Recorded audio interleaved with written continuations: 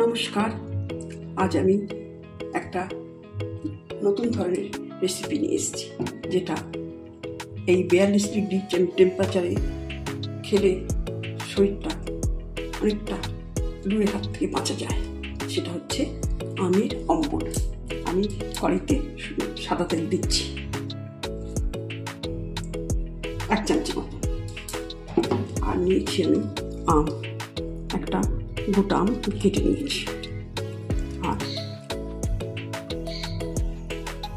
আর কুমড়ো নিয়েছি, কুমড়োটা নিয়েছি, আর অল্প একটু কারি পাতা নিয়েছি ফোড়নের জন্য, আর নিয়েছি রাঙালু,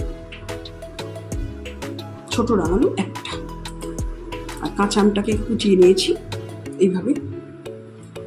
আর এই ধরনের একটা গোটা আম, কাঁচা আম আমি কেটে নিয়েছি। এইবার আমি সাদা তেল তো দিয়েছি, এবার দিচ্ছি একটা শুকনো লঙ্কা ফোড়ন, আর অল্প সর্ষে ফোড়ন। এর বিশেষত্ব কি, আমি একদমই মিষ্টিটা দেবো না, আমি এতে একদমই মিষ্টিটা দেবো না। আমি কুমড়োটা ছেড়ে দিচ্ছি, কারি পাতাটাও ছেড়ে দিচ্ছি তেলেতে, আর কুমড়োটা দিয়ে দিচ্ছি।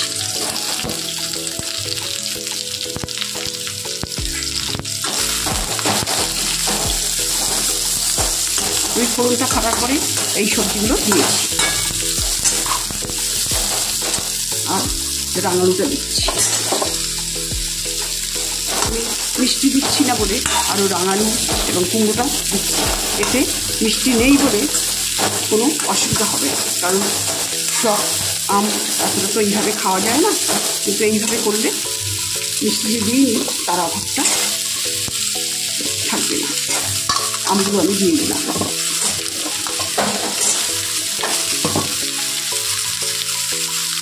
আমার এই সবজিগুলো ভাজা হয়ে গেছে, এবার আমি হলুদটা দিয়ে দিচ্ছি। আমি এতে মিষ্টি ব্যবহার করবো না, তার জন্য আমি রাঙালুটা দিয়েছি, কুমড়োটা দিয়েছি, এটা ন্যাচারাল সুইট।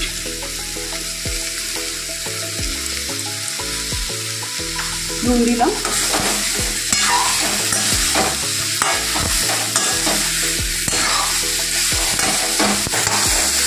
এই কুমড়ো আর আঙুলটা দেওয়ার জন্যে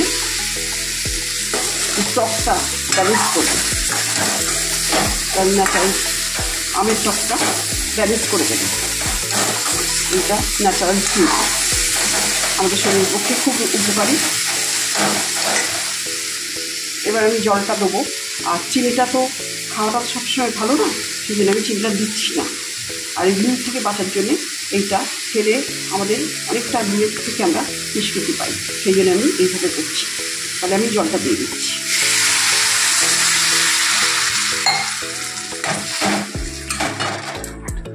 আমি 1 গ্লাস জল দিলাম, এই গ্লাসটা 1 গ্লাস জল দিলাম। এবারে আমি একটু অল্প করে ঢেকে দিচ্ছি।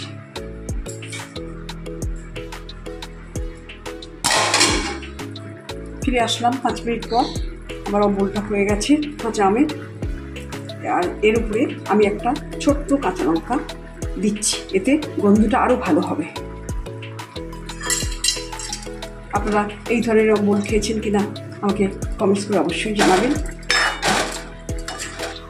আমার এই ভিডিওটা প্রথম থেকে শেষ অবধি আপনাদের দেখার জন্য আপনাদের অসংখ্য ধন্যবাদ। নমস্কার।